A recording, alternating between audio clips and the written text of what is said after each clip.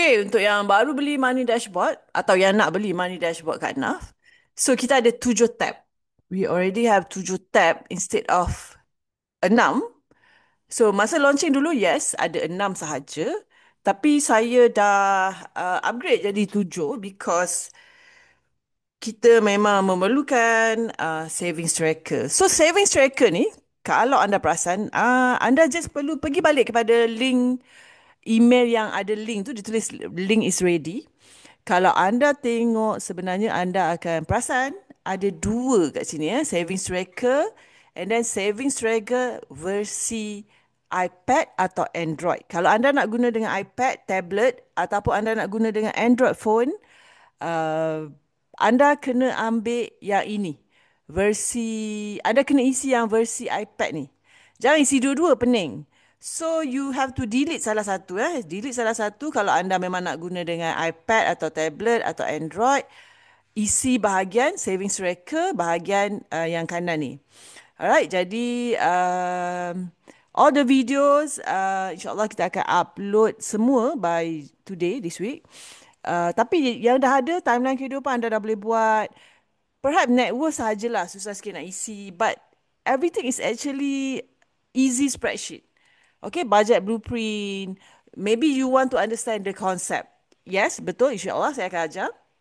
Bill tracker kena set. Okay, sebab kita dah gaji, kita dah cycle gaji Januari sebenarnya. Kita dah receive uh, gaji hari ini, contoh hari ini dah receive gaji, tapi untuk digunakan pada cycle gaji Januari. So cycle gaji nak faham dekat mana? Dekat income tracker saya dah update.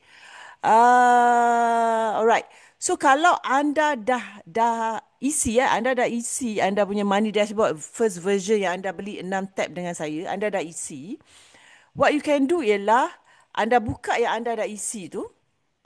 Anda buka spreadsheet yang anda dah isi.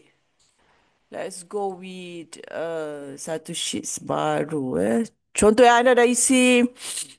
Anda dah ada anda dah ada. Okey, bukan yang ni.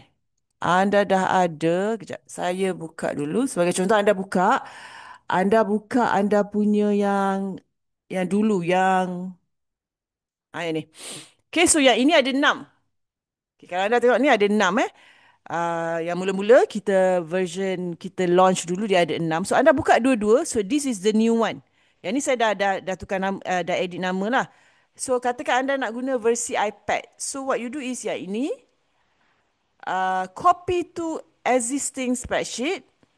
Okay, ambil yang recent, ambil yang anda yang dah isi. Anda dah hands on, anda dah isi. Tapi kalau anda belum isi, just guna ambil balik link dan buat yang baru saja. Isi terus yang baru. So kalau anda tengok kat sini, anda dah ada, anda punya hands on yang anda dah isi tu dah ada, the new version, terus saja savings tracker masuk dalam tu.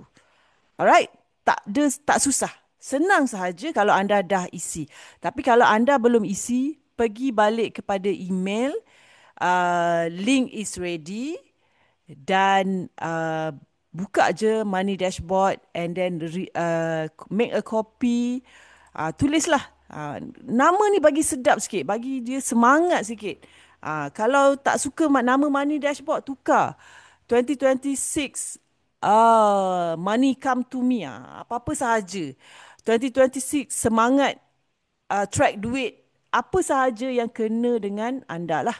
Alright, gitu. Okay. So that's it untuk siapa yang baru nak mula. Okay. Baru nak mula, dah mula tapi anda versi lama. So copy. Okay, copy. Dan kita get started lah. Alright, so jangan lupa baca ini dulu. Please jangan share. Saya benarkan share money dashboard ni husband and wife saja. Okay, yes. Kalau kita nak guna dengan husband and wife, so kita share kat sini. Share with others. And then letaklah email husband anda, wife anda, spouse anda. Alright. So registered only people open with the link. Okay. So macam itu. Okay, itu sahaja.